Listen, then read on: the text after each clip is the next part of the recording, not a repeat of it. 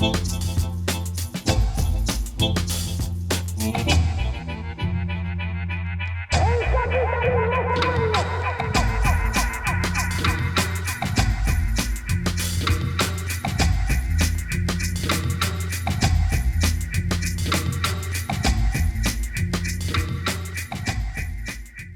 peronismo, cuando muchos dicen qué difícil que es interpretarlo, no hay nada que sea fácil de interpretar, por supuesto, pero cuando el peronismo toma su momento basado en las artes visuales, su momento que es el momento agónico, el modo interpretativo de Evita es un modo, a mi juicio, totalmente agónico, está en su voz. Basta recordar el discurso de la Avenida 9 de Julio, hay una agonía permanente, pero ¿cuándo no la hubo? Por eso mismo uno puede tener mil explicaciones de la perduración de estos símbolos, pero una es que nunca la historia deja de ser una agonía de los pueblos, ¿no? En el sentido de que cesa aquello que de más brillante y amoroso tuvieron, sino que aquello que puede ser brillante siempre está amenazado por algo, siempre hay algo que circula en las atmósferas de la historia que exigen ver lo que ocurre también a una luz cautelosa, sí, pero a una luz de agonía, o sea, que quiere decir lucha,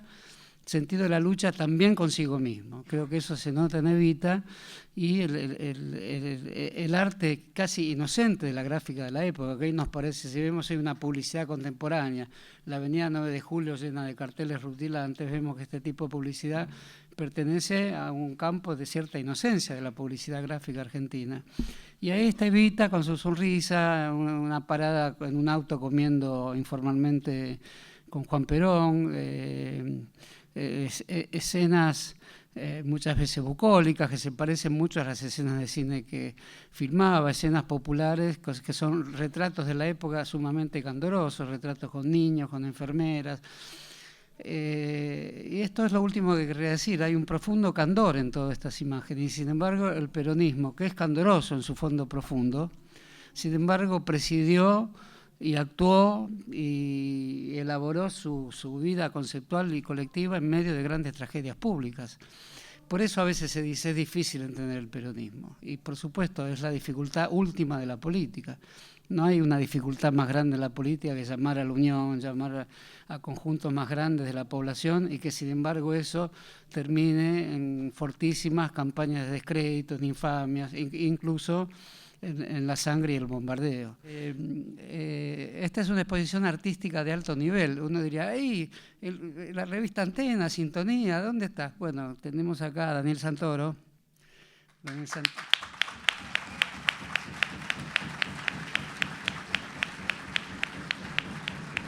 Quedó Eva Perón en los libros.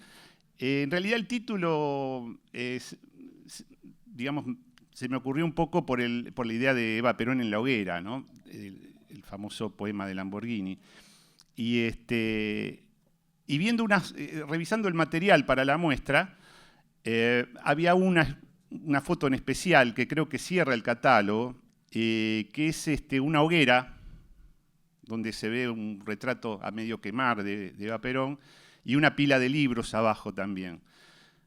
O sea, Eva Perón en la hoguera y una hoguera de libros, y entonces me parecía que era una linda imagen paradojal, por otro lado, ¿no?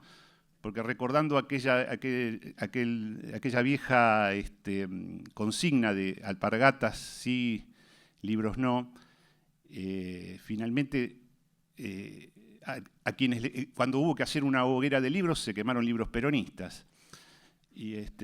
Y todo ese tipo de cosas está lleno de... Está el peronismo, y esta muestra también está trazada por un montón de paradojas. Y una de ellas es la que guía todo el recorrido. Hay como una especie de panorama. En escenografía se dice panorama, los telones de fondo, ¿no? Y bueno, la muestra está planteada así con un telón continuo que sirve de continente, de fondo de la muestra. En ese recorrido, al principio, en la entrada, hay un libro abierto, muy grande, que es La razón de mi vida, es el libro canónico, ¿no? Y es un libro extraño también, es un libro que tiene el anatema de ser parte de la lectura obligatoria, ¿no? El horror, un libro ominoso para nuestros sectores medios. Y yo sospecho que es un libro de lectura obligatoria, pero debe ser uno de los libros menos leídos, por otro lado, ¿no? También ahí debe haber una paradoja. Porque leyéndolo con atención, y algunas de las láminas que hay puestas ahí también tienen lecturas de ese libro, es muy interesante. Es un libro que debería ser leído, digamos, no lo plantearía como una obligación de lectura, pero estaría muy bueno que fuera leído en la escuela primaria. Y bueno, ese libro abre la muestra y se nos presenta así con bastante impertinencia. Sigue el recorrido con una serie de personajes y de fotos sacadas de catálogos, de folletos de la época, y al final hay una foto aislada, en blanco y negro, que es parte de las jornadas del velorio de Eva Perón, donde hay gente en la calle, ahí en la vereda del Cabildo, hay gente que se está guareciendo de la lluvia y para eso tiene unos diarios abiertos sobre la cabeza. Diarios que serían el diario La Prensa, el diario Democracia, diarios peronistas, ¿no? Y se tratan de proteger con esos diarios. Me parecía que había ahí una cosa metafórica, muy poética también, ¿no? De que ese material impreso, las distintas formas de uso que puede llegar a tener, ¿no? Yo quiero decirles que acá vinimos cuando no éramos nada. Pablo Vázquez, Omar Furlán, Martín, Néstor. Bueno, cuando no éramos nada, cuando trabajábamos en los bares, llegamos a la Biblioteca Nacional y muchos trabajadores que por ahí hoy están acá de la biblioteca recordarán que veníamos a investigar a los sótanos y a los depósitos y para conocer cosas de Evita que no conocíamos. Por ejemplo, su etapa artística. En mi casa había guardada por mi abuela, por mi tía abuela, mi bisabuela y toda la familia tapas de revista, pero no estaba el interior de la revista. Vinimos a buscar esas antenas, esas radiolandias, y fuimos buscando con una gran colaboradora, Noemí Castiñeiras, para tratar de reconstruir también esos años, de ver quién era Evita esos 10 años de Perón, antes de Perón. ¿Quién era esa chica? ¿No? Y también para contrastar algunos datos de la historia, porque había como contrapuntos. Decían, no, Evita vino con Magaldi. Bueno, si Evita vino con Magaldi, en los diarios de la época tiene que figurar la gira Magaldi. Entonces vamos a leer todos los diarios de la época a ver si Magaldi estaba, porque Magaldi era el Gardel de las provincias. Bueno, y así empezar a bucear datos finos. Y la verdad que encontramos perlas que nos hicieron felices por años, porque cada pequeño dato que se encontraba lo celebrábamos con toda la gente que nos facilitaba todo ese material para empezar a buscar y ver. Así que somos unos agradecidos desde hace muchos años de esta casa, porque al igual que el Archivo Histórico Nacional y que muchísimos argentinos que nos trajeron material, nos permitieron construir un museo colectivo y no un museo individual, no un museo de una familia, ni un museo de una persona, una señora, Evita, sino el museo de todos nosotros. Y muestras como esta creo que nos ayudan nuevamente a esto, ¿no? A poner en valor el patrimonio, pero no como algo muerto, sino como algo dinámico, que se transmite, que se contagia y que se pega como este imán para quedar en nuestra vida cotidiana acompañándonos. La verdad que creo que ella es eso, ¿no? Es rebeldía, es provocación, es interpelación, es ese mundo que Daniel y que Horacio y que todos ustedes construyeron acá afuera y que para nosotros es una gracia poder compartirlo en este día. Y nada más.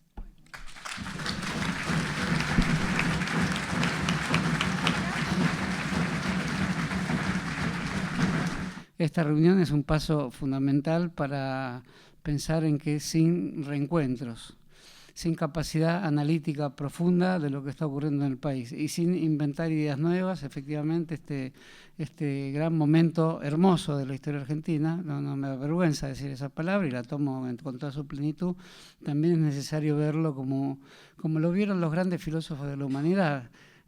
El sentido de la acción política es también y en gran medida cuando eso hermoso se torna riesgoso y se torna motivo de fuertes ataques, en su mayoría injustificados. Y digo en su mayoría porque también este es un momento para reflexionar sobre lo que se hizo de una manera inacabada, sobre errores que se han cometido, sobre cosas que se pudieron hacer de una forma y se hicieron de otra. Esto supone que yo pueda decir esto acá supone parte de esa apertura de las conciencias públicas hacia una gran discusión que va a ser lo que nos va a tocar de ahora en adelante, y para lo que, como siento que estamos preparados, de reuniones como esta, y el viejo toque del bombo también lo acompaña con su vieja sonoridad profunda, me parece que es el momento también de pensar que la palabra estar en lucha supone muchísimas cosas, las clásicas, pero también supone una reflexión con nosotros mismos para volver a crear nuestros grandes valores colectivos de cambio. Mirar la exposición es quizás también una de esas prácticas, ¿no? Muchas gracias.